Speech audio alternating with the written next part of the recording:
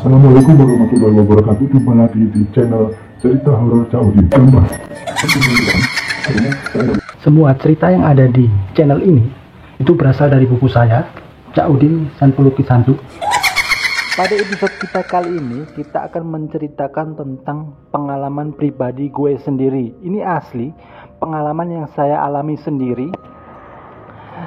Kejadian ini terjadi di tahun 2015. Saat itu gue mengalami banyak sekali masalah dalam hidup ini, terutama dalam tiga hal ya. Dalam rezekinya, harta, gue merasa benar-benar kekurangan ketika itu. Yang lain, orang-orang teman-teman tetangga, maksudnya teman-teman gue ya, seusia gue itu kebanyakan udah kerja, udah mapan, udah nikah semuanya, dan gue masih terpuruk dalam tiga permasalahan hidup, yaitu harta dan juga harga diri gue. Namanya pengangguran kan, masih mungkin jadi perbincangan, jadi omongan gak enak tuh kan, tetangga, keluarga besar juga kan, usia udah gak muda lagi tapi kita masih nganggur, belum nikah. Yaitu kemudian permasalahan kedua, gue kan kuliah S2 di salah satu universitas negeri yang ada di Solo. Di situ gue juga ada masalah di situ.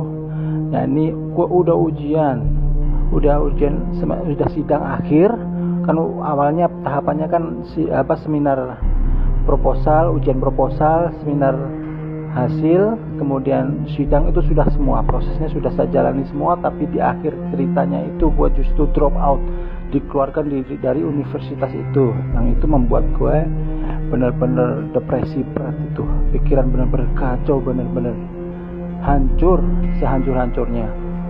Kemudian yang nomor 3 itu masalahnya gue itu cewek yang gue sukain itu ya, masalah jodoh lah biasa ya, itu nikah dengan orang lain. Dan itu ketika masalah itu numpuk dalam pikiran gue, dan untungnya alhamdulillah ya nggak sampai gila atau gimana, tapi memang itu benar-benar di pikiran itu terasa berat banget.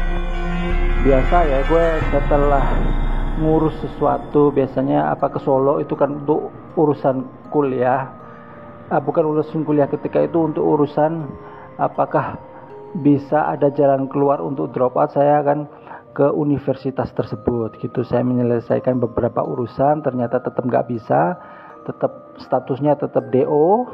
Akhirnya dengan pasrah saya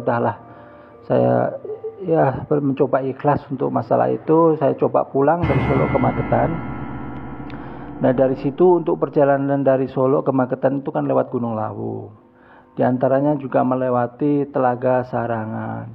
Dari situ biasanya kalau saya pikiran ada masalah atau apa, biasanya larinya saya itu ke tempat-tempat wisata, salah satunya di Telaga Sarangan. Di situ saya mencoba untuk merelakskan pikiran, ya termenung di pinggiran Telaga Sarangan. Waktu itu masih musim kemarau ya, jadi telaganya itu agak surut gitu loh. Jadi airnya tuh nggak penuh, benar-benar kita bisa berjalan di dasar telaga itu gitu. Nah ketika itu saya melihat di pinggiran telaga itu, melihat ada batu gede di dasar telaga itu. Dan gue samperin tuh kan, jarang-jarang ya, setahun sekali itu, maksudnya telaga itu bisa surut begitu. Kita pengen jalan-jalan di dasarnya itu, dasar telaga itu. Saya jalan-jalan sendiri tuh. Terus kemudian gue lihat tuh ada batu gede banget di dasar itu, tapi bagus bentuknya, itu kayak singgasana, kayak kursi diukir gitu loh. Jadi kayak prasasti atau apa gimana ya, bukan prasasti atau kayak batu utuh tapi diukir, bentuknya bagus banget seperti kursi singgasana gitu. Gue kan aneh, masa bisa kayak gitu ya, maksudnya di dasar telaga loh itu, kok bisa ada kursi bagus banget. Gue samperin lah ke situ, gue coba duduk di situ. Nah inilah awal dari segala masalah gue.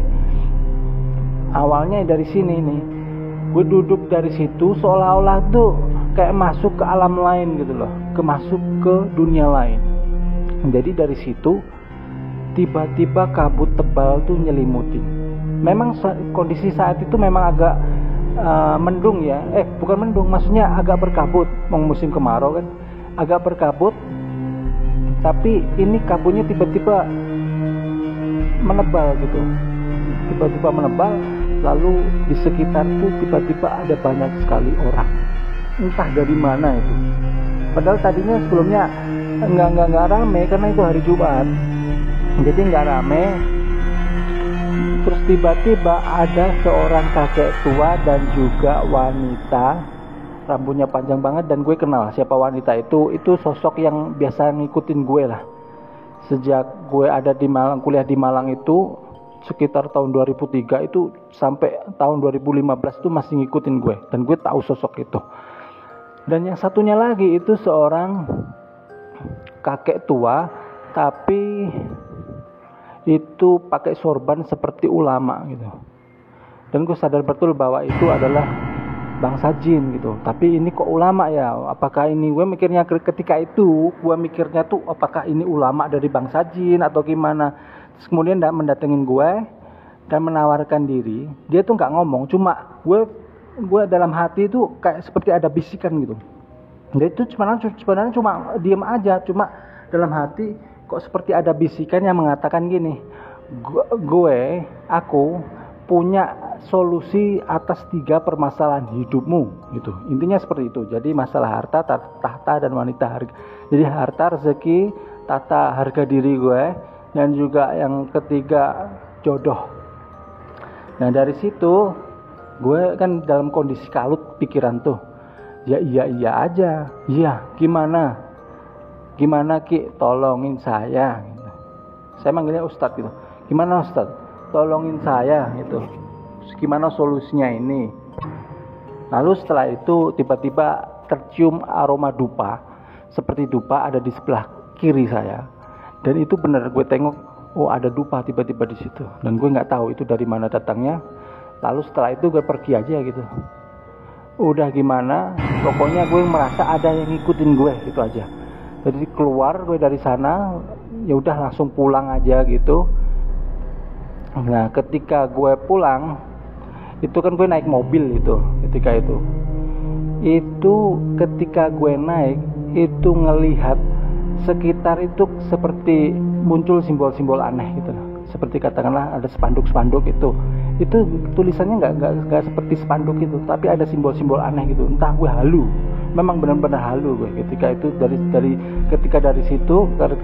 Setelah ketemu kakek itu Ustadz itu tadi, kakek tua itu tadi, gue merasa mata ini benar-benar aneh banget gitu loh, melihat sesuatu kok jadi begini ya gitu. Lalu setelah gue lewat Telaga Wahyu, di sana kan ada Telaga Wahyu tuh. Nah gue setir itu kayak belok-belok sendiri gitu, agak ngerem terus sendat-sendat belok, seperti gue diarahkan untuk ke telaga itu. Nah dari telaga itu kemudian gue berhentilah di sana. Gue ngerokok sebatang 2 batang gitu kan. Gue ketika itu gue masih perokok gitu. Dan gue lihat itu kan telaga itu juga sama dengan kondisinya dengan telaga Sarangan ya, masih kondisi musim kemarau kan, agak surut gitu. Dan gue lihat di situ ada batu gede juga. Kalau ini asli batu benar-benar ada ya. Kalau yang ada di Telaga Sarangan itu tadi memang di tahun berikutnya, waktu musim kemarau berikutnya kan gue ke situ lagi itu nggak ada. Batunya memang batu gue halu atau gimana, halusinasi gue, atau memang dibikin ya gue masuk ke alam lain gitu ya, nggak tahu ya gimana, itu dimensi lain atau gimana. Tapi kalau di batu yang ada di Telaga Wahyu ini memang benar ada di situ. Dulu ada batu gede di situ, tapi wujudnya batu biasa. Dan gue duduk di situ sambil ngasih rokok, gue nyalain rokok, gue taruh di situ. Entah kenapa gue ngelakukan itu, nggak tahu. Pokoknya gue taruh di situ, rokok gue diemen aja, nggak gue isep. Jadi rokok tuh kayak ada ngisep gitu, serut gitu. Gue heran juga sebenarnya ngeliat rokok kok sepertinya ada yang hisep gitu ya. Terus gue taruh kunci mobil gue di situ. Gue taruh kunci mobil di situ. Gue berharap, mobil gue kan butut waktu itu masih jelek. Makanya gue pengen mobil baru, hidup gue sukses, gue punya jodoh gitu. Harapan gue gitu. Dan gue anehnya entah kenapa pikiran gue mengarah kepada seolah-olah gue minta pada sosok yang penunggu yang ada di situ gitu loh. Padahal wah ini benar-benar pikiran dibikin kacau gitu loh. Seolah diarahkan ke hal-hal yang negatif. Nah, ketika pikiran saya makin kacau, kan masalah pikiran saya masih belum solusinya belum ada solusi dari jin itu tadi kan. Dan pikiran gue masih dalam kondisi kacau itu, memikirkan berbagai masalah hidup, dan gue akhirnya sakit asam lambung. Karena pikiran berat itu kan bisa mempengaruhi juga menjadi penyakit asam lambung. Nah dari situ saya juga mohon ke solusi akhirnya ke jin ini gitu. Selain 3 masalah itu tadi, gue pengen sehat gitu. Gimana caranya gue bisa sehat? Akhirnya gue nurutin apa yang dikatakan oleh jin itu tadi. Dia ngomong apapun gue turutin. Katakanlah misalnya nyembelih ayam di rumah, kan ada ayam kecil tuh, gue sembelih itu. Kemudian gue sembuh, sehat lagi kan, sehari 2 hari sehat tuh. Kemudian sakit lagi, gue disuruh nyembelih itu lagi kayak ikan di rumah, kan ada ikan aligator gar gitu. Itu bener-bener ikan kesayangan gue tuh. Itu disembelih itu, gue disuruh nyembelih, gue sembelih. Dibuang, dagingnya dibuang, nggak dimakan. Daging ayam tadi juga dibuang aja gitu, nggak dimakan atau nggak dibuang gitu aja. Nah dari situ pokoknya setelah gue melakukan apa yang yang disuruh oleh jin itu tadi melalui bisikan ya, itu bukan wujud nyata, tampil nyata, enggak, itu hanya bisikan-bisikan tapi benar-benar jelas itu di telinga itu. Jadi setelah saya melakukan itu sembuh lagi, sehari 2 hari, ketika itu 2 hari sembuh. Tapi begitu sembuh kemudian sakit lagi. Nah dari situ kemudian saya mulai buka usaha Kentucky Fried Chicken itu benar-benar sukses besar itu. Jadi ya berkat arahan dari si jin ini, maksudnya gue punya firasat bahwa gue harus buka fried chicken gitu aja. Dan gue memang hobi masak kan ketika itu. Dan itu benar-benar sukses, sehari itu bisa omset 1 juta itu. Dan bersihnya mungkin sekitar 500.000. Jadi sebulan itu bisa ngantongin bersih itu 15 juta. Dan dari situ nggak lama setelah itu, seminggu setelah buka Sabana itu, gue kan ngelamar kerjaan di suatu dinas kementerian gitu ya, di bidang gue kuliah dan sesuai dengan bidang kuliah gue. Dan gue di situ diterima kerja di dinas, maksudnya di instansi pemerintah. Gue seneng banget itu, uang punya, harga diri gue punya, seragam PNS itu kan gue cita-cita dari dulu pengen kerja tuh pakai seragam PNS gitu kan, kelihatan lebih ganteng itu, merasa percaya diri gitu. Dari bisnis punya fried chicken itu, kemudian kerjaan juga seragam, pakai seragam, kelihatan keren tuh. Kemudian dari situ gue masalah jodoh juga datang sendiri itu. Teman kuliah S2 di Solo itu suka, gue emang dari dulu suka sama dia, gue sering hubungin, tapi ketika itu gue masih nganggur kan, duit juga kagak ada gitu. Gue mau PDKT juga setengah-setengah karena duit kagak ada. Kalau gini sekarang duit ada, pakai seragam PNS, lebih percaya diri. Akhirnya gue dapat tuh pacaran tuh, tapi nggak lama, setahun ya.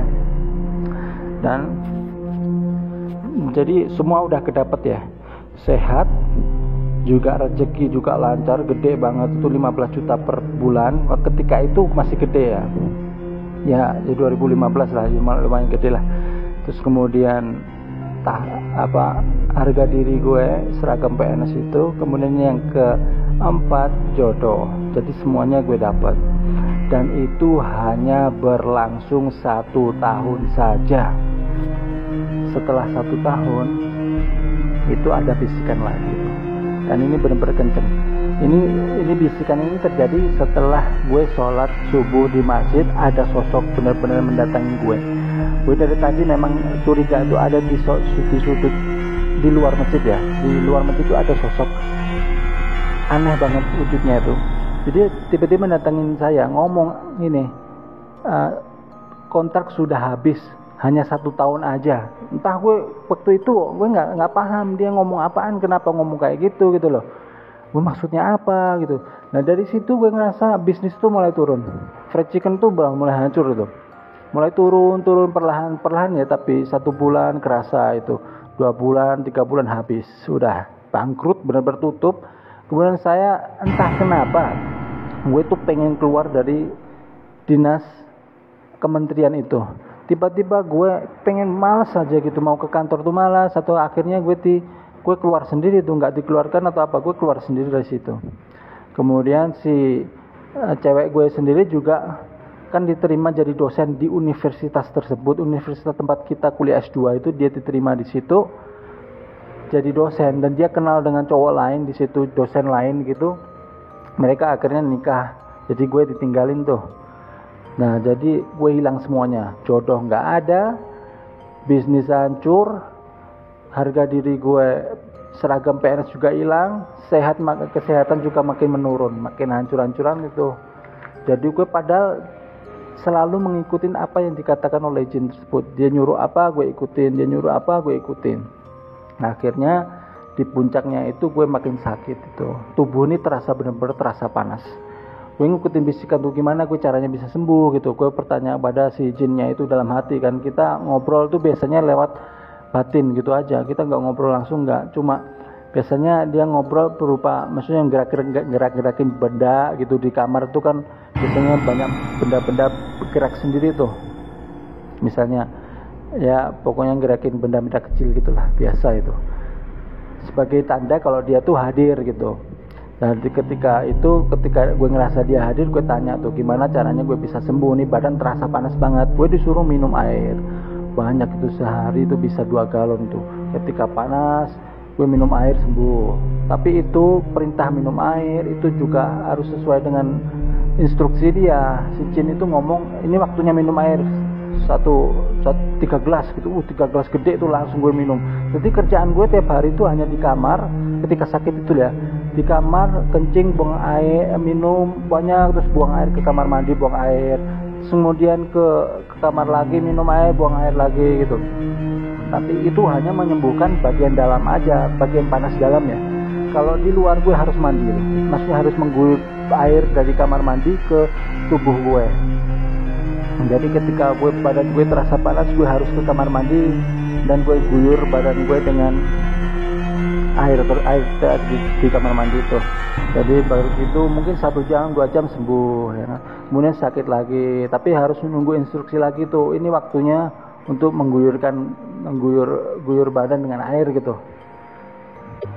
Nah, setelah 1 bulan berada di kamar gitu dalam kondisi nganggur, nggak ada penghasilan, depresi di kamar sendirian, ada orang tua di situ, cuma mereka tuh kasihan gue ngelihatnya, ya Allah.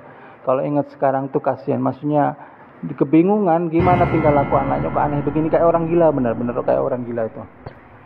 Setelah 1 bulan aku berada di kamar itu, tiba-tiba semuanya makin aneh. Katakanlah perkutut itu kan di rumah kan banyak perkutut, burung perkutut ada ratusan itu. Tiba-tiba perkutut di lantai 2 tuh mati semua. Ada sekitar 50 ekor tuh mati. Tiba-tiba mati, nggak ada apa-apa tuh, mati semua. Dan juga banyak cicak itu mati. Itu cicak tuh nggak hanya 1-2 yang mati. Ada 20-30 serentak mati di malam itu, di pagi hari itu juga. Tiba-tiba banyak bangkai cicak. Dan anehnya cicaknya itu bukan cicak biasa loh. Itu cicak tuh belang kayak zebra gitu, hitam putih, tapi putihnya bukan putih susu ya, tapi putihnya agak gelap gitu, agak keruh gitu. Jadi putih belang-belang, aneh kan. Tapi itu hanya sebagian, mungkin yang sebagian lain memang kayak cicak biasa, tapi sebagian benar-benar aneh itu. Sekitar 50% tuh cicaknya tuh belang-belang hitam putih gitu kan. Belum pernah gue seumur hidup lihat cicak model kayak gitu tuh. Nah, dari situ kemudian banyak tikus juga. Tiba-tiba tikus dan tokek itu banyak banget. Kalau malam suara tokek itu benar-benar rame itu. Dan tikus seliweran ke sana kemari kayak nggak takut situ sama manusia, seliwer gitu. Aduh, benar-benar parah. Nah, dari situ ketika 1 bulan sudah seperti itu, kemudian dapat instruksi lagi tuh. Karena gue ngikutin instruksi itu, karena gue pikir gini, ketika gue ngikutin itu gue sembuh. Gue belum berpikir ketika itu bahwa gue harus ruqyah atau bagaimana, menghubungi orang pintar. Kalau orang pintar enggak ya, kita ini orang keluarga agamis lah, maksudnya nggak kenal dunia kayak gitu tuh. Jadi kita mungkin lebih tepat kalau misal larinya ke ruqyah itu, ke ustadz gitu, dibacakan ayat-ayat Al-Quran atau bagaimana. Tapi ketika itu gue belum berpikir ke situ, gue masih benar percaya pada jin ini. Jadi gue ikutin solusi apa yang dia katakan. Nah, ketika 1 bulan gue disuruh keluar rumah tuh. Keluar rumah harus memakai baju hitam semua, topi hitam, jaket hitam, baju hitam, celana hitam. Lalu setelah itu gue keluar kan, disuruh keliling 31 masjid untuk bersih-bersih di situ, karena gue mikirnya gini, dia tuh ulama dari bangsa jin kan, hubungannya ketika nyuruh itu seolah-olah ada hubungannya, kaitannya dengan agama gitu, katakanlah di masjid atau rajin berwudu gitu.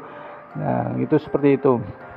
Jadi seolah-olah gue mikirnya ini solusi dari yang baik gitu, dari seorang ustadz, dari ulama dari bangsa jin gitu. Gue mikirnya aneh banget ketika itu. Dan gue berangkatlah hari itu, hari Jumat, jam 6 sore itu mulai berangkat itu. Gue ngambil duit dulu di ATM, sekitar 1 juta gue ngambilnya itu.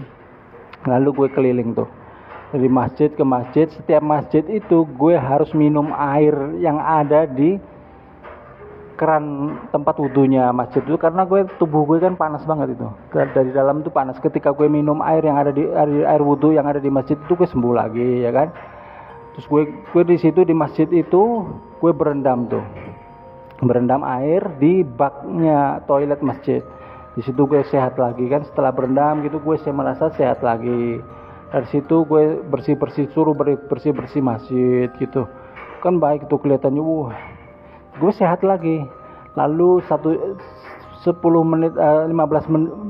menit berikutnya gue sakit lagi, gue harus cari masjid yang lain lagi. Total ada semalam itu dari sore jam 6 itu sampai pagi itu ada sekitar 31 masjid, bukan sekitar ya, pastinya ada 31 masjid. Dan itu gue melakukan hal yang sama, minum air di keran yang berbeda yang ada di masjid itu kan, ada keran itu gue harus minum air yang ada di keran yang berbeda. Jadi tiap keran itu gue buka semua, gue minum air yang ada di situ. Gue juga berendam di toiletnya, gue disuruh membersihkan toilet yang ada di masjid itu, benar-benar gue bersihkan itu. Dan dari situ gue sembuh lagi. Tapi ketika pagi gue makin parah. Ketika jam setengah 3 pagi, gue kayak ada penampakan gitu datengin gue. Itu bensin gue udah posisi gue kan ke arah Gunung Lawu pokoknya. Dari gue keluar rumah itu mencari masjid dan musola itu yang mengarah ke Gunung Lawu. Jadi gue semakin naik, jadi semakin posisi gue semakin tinggi itu. Dan ketika di atas itu bensin gue kan habis, gue minta solusi tuh, gimana ini bensin gue habis, gue gak bisa ngelanjutin kalau habis. Tiba-tiba bensin tuh penuh sendiri. Jadi speedometer itu kan ada bensinnya itu, yang alat ukur bensinnya itu tiba-tiba penuh sendiri. Gue lanjutin tuh perjalanan. Masih tiba-tiba kalau setiap kali, dan anehnya itu ya, setiap lewat jembatan itu gue kayak tersendat-sendat gitu, kayak hampir mogok gitu. Sepeda motor ini kan aneh. Jadi dari situ gue mulai merasa aneh. Kenapa kok setiap kali lewat jembatan kok sepeda motor kayak gini ya, nggak bisa digas. Jadi kayak harus berjalan pelan. Padahal gue kecepatan tinggi tuh. Harus ngejar satu malam itu kan harus ngejar 31 masjid. Jadi gue bener-bener kenceng banget itu setiap masjid. Selesai melakukan ritual itu gue jalan lagi ke masjid yang lain dalam kondisi gue kenceng tuh, sepeda motor kenceng banget. Tapi anehnya ketika lewat jembatan itu gue harus pelan. Gue tiba-tiba kok pelan sendiri sepeda motor itu. Nah ketika pagi bukannya sembuh, makin sembuh gue makin parah itu. Nah dari situ ketika kok ini gue baru merasakan dikerjain, gue kayaknya ini dikerjain ini sama si setan ini, si setan laknat ini bener. Gue ngiranya awalnya itu kan ulama dari bangsa si jin, karena memang nyuruhnya tuh baik-baik gitu loh, kayak seolah-olah gue dalam pikiran gue itu baik, padahal itu menyesatkan.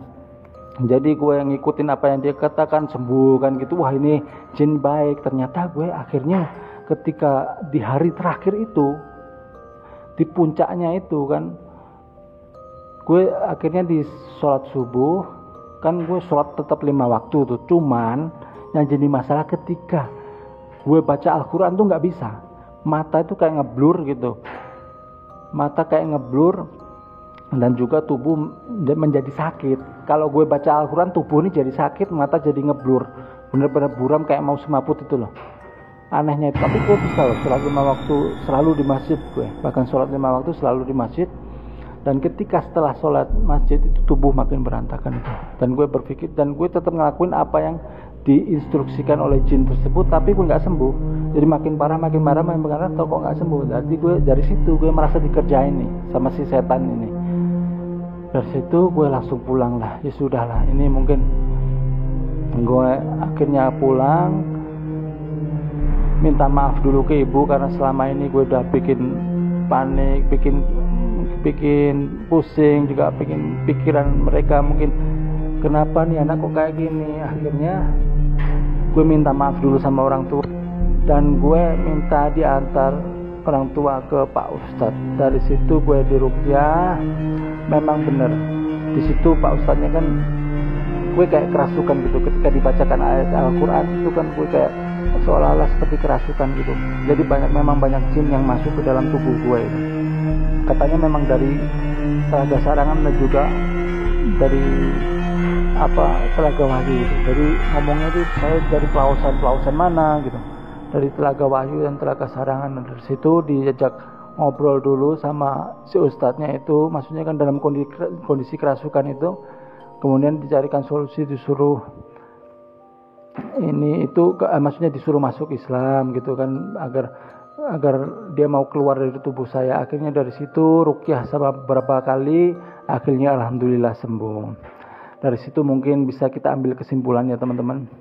Nah, ambil hikmah untuk kita semua ketika kita mendapat masalah hidup atau bagaimana, jangan sampailah kita lari ke hal-hal yang gaib seperti itu, karena tidak ada solusi dari situ. Karena justru semakin sesat dan menyesatkan. Memang awalnya terlihat indah ya, sukses kelihatan sukses, tapi itu hanya sementara. Ini semacam pesugihan. Pesugihan kan juga seperti itu, ada kontraknya, nggak selamanya bisa seperti itu, dan ujungnya hanya tersiksa nanti di akhirat, disiksa selamanya. Demikian cerita pesugihan pada kali ini. Semoga kita dapat mengambil hikmahnya, jangan sampai kita musyrik menyekutukan Allah. Demikian, wassalamualaikum warahmatullahi wabarakatuh. Sampai jumpa di kesempatan berikutnya.